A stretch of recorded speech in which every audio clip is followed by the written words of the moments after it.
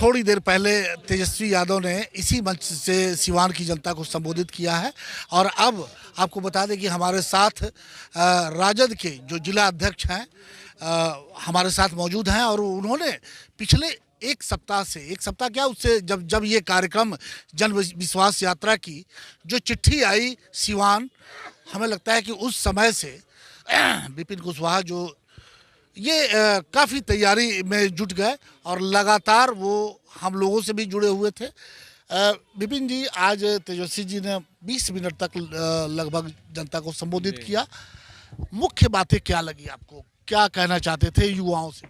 युवाओं से वो यही कहना चाहते थे कि 17 साल बनाम 17 महीना, 17 महीने में जो महागठबंधन की सरकार थी, जो हमने 2020 विधानसभा चुनाव में हमारे नेता का वक्तव्य था कि जो 2020 विधानसभा चुनाव में हमने कहा था कि 10 लाख युवाओं को रोजगार देंगे, तो हमने 5 लाख के आसपास दे दिया डिप्टी सीएम बने तो 17 महीने में।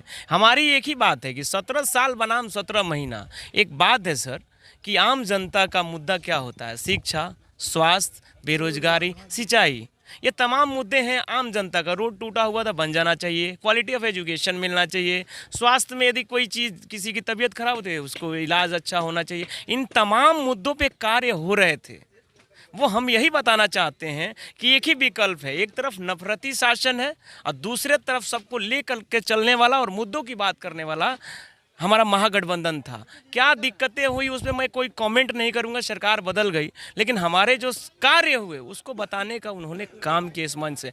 युवाओं में जो उम्मीद था, उनकी आंखों में मैं देख रहा था, पीछे खड़ा था मैं, कि उनको लग रहा था कि यही व्यक्ति जो है वो हमारा रोजगार मसीहा है, यही व्यक्ति दे सकता है, दूसरे के बस की बात नहीं है सर। विपिन जी, ये माना जाए कि आने वाला जो 2024 है और उसके बाद जो असेंबली के चुनाव होंगे 2025 में, तो ये रोजगार का जो मुद्दा है ये सबसे बड़ा हथियार आपका बने? हाँ, नो डाउट हमारा रोजगार ही मुद्दा है, क्योंकि राजनीति में आम जनता के फायदे के लिए ही कार्य होने चाहिए, सरकार किसी की भी हो।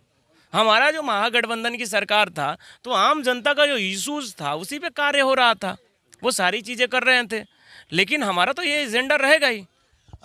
एक जिक्र उन्होंने और किया कि चंडीगढ़ का जिक्र किया कि चंडीगढ़ में किस तरह से वोटों की हेराफेरी करके बीजेपी ने अपनी सत्ता वहां पे बनाने, मेयर बनाने का काम किया, लेकिन सुप्रीम कोर्ट ने उसको नकार दिया और बेनकाब कर दिया। नकारना नहीं कहा जाएगा, बेनकाब कर दिया। और अब उन्होंने 2019 का भी जिक्र किया कि किस तरह से रातों रात वो 2019 में वो चुनाव जीत चुके थे, उनकी सरकार बनने के वो बिल्कुल करीब थे, लेकिन रात के अंधेरे में बीजेपी ने एक बड़ा खेला कर दिया।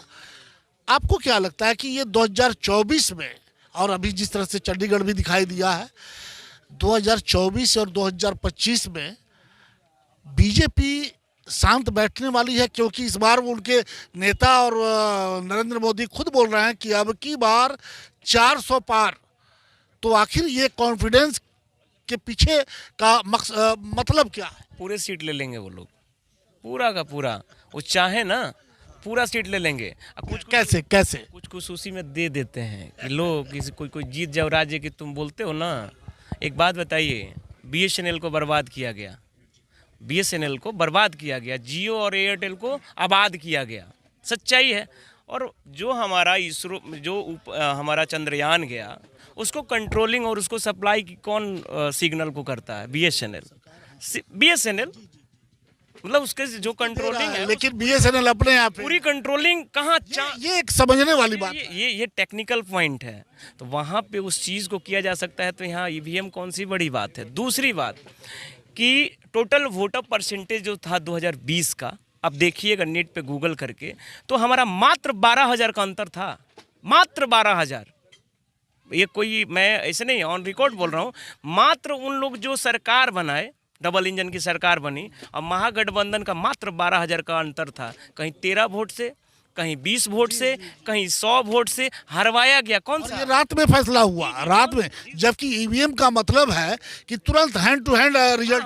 वो कैसे हरवाया गया? वही मेयर वाला जो चुनाव हुआ ना सर, वैसे ही ऐसे ताक रहा है, ऐसे ताक रहा है, टिक मार रहा है, वैसे ही हरवाया गया हमारे कैंडिडेट को सेम कंडीशन था, नहीं तो हम लोग सरकार बना लिए थे सर। तो खेला तो इस बार भी हो सकता है, क्योंकि ईवीएम उनके हाथ में है, ईडी उनके हाथ में है, अधिकारी उनके हाथ में उसी चीज़ का तो डर दिखा रहे हैं ना सर, वो जो एजेंसियां है गलत उपयोग किया जा रहा है। तो आप कितने, आपकी पार्टी कितनी तैयार है इस मुद्दे से निपटने की? बिल्कुल तैयार है, लेकिन वो लोग बहुत क्या कहें, नफरती वाले लोग हैं, कुछ भी कर सकते हैं, लेकिन हम लोग तैयार हैं लड़ने के लिए, भिड़ने के लिए, पीछे तो नहीं हटेंगे, एकदम लड़ेंगे। एक अंतिम सवाल हमारा कि किसान अपने हक के लिए बॉर्डर पे, दिल्ली के बॉर्डर पे, वो दिल्ली में जाना चाहता है, प्रधानमंत्री के सामने जाना चाहता है, लेकिन उसको दिल्ली के बॉर्डर पे रोक करके उसके ऊपर जो दृश्य दिखाई देता है, ऐसा लगता है कि हम लोग किसी जंग के मैदान में हैं। जैसे इजराइल और ये चल रहा था हमास का, हमको लग रहा है कि हम लोग वहाँ पे हैं। धकाधक गोलियाँ चल रही हैं, गनीमत है कि वो रबड़ की गोलियाँ हैं और वो आंसू गैस के गोले हैं। तो आखिर ये किसान से बात क्यों नहीं करना चाहते हैं? अगर किसान ये मांग करता है कि उसके कर्जे माफ़ कर दो, तो उस पर कोई बात सुनवाई नहीं होती है, लेकिन बाबा रामदेव का कर्जा 550 करोड़ माफ़, अडानी का 25,000 करोड़ माफ़, तो ये कैसे चलेगा? देश क्या इसी तरीके से चलेगा? ये ऐसे ही चलाना चाहते हैं सर। इन लोगों की जो मंशा है ना, छात्र परेशान है, बेरोजगारी तो चरम पे है, महंगाई चरम पे है, लेकिन वो लोग का बड़ा तगड़ा है, वो लोग का जो सोच है ना, जो नैरेटिव वो लोग फैलाए हैं धार्मिक चीज़, वो बहुत मतलब तगड़ा वो लोग अपना काम कर रहे हैं। वो जानते हैं कि ये जनता का नस कहाँ है, पकड़ लिए हैं। ये देखिए, एक बात बताइए, जो किसान जाने वाले हैं क्या होता है, आतंकवादी हैं, उन पे आंसू के गोले छोड़े। हम तो देखे बड़ा बड़ा किल लगाया गया था, गजब स्थिति अपने देश तो में। हम लोग अंग्रेज के ज़माने में हम लोग नहीं देख पाए हैं, या अगर हम लोग नहीं देख पाए हैं कि अंग्रेज किस तरह से यहाँ पे शासन करते थे, लेकिन ये जो बड़ी बड़ी कीलें, रोड को ब्लॉक कर देना, हालांकि वहाँ के आम आदमी त्रस्त है सर। वो कह रहा है कि बीजेपी ये बहुत जल्दी आरएसएस वाले उब गए 70 साल में। मतलब वो देखे कि बाबा साहब भीमराव अंबेडकर ने जो संविधान दिया था उसका तार तार कर दिए। कोई भी मुद्दा हो, कोई भी चीज़ हो, प्रोटेस्ट कोई भी व्यक्ति कर सकता है, संविधान आज़ादी देता है।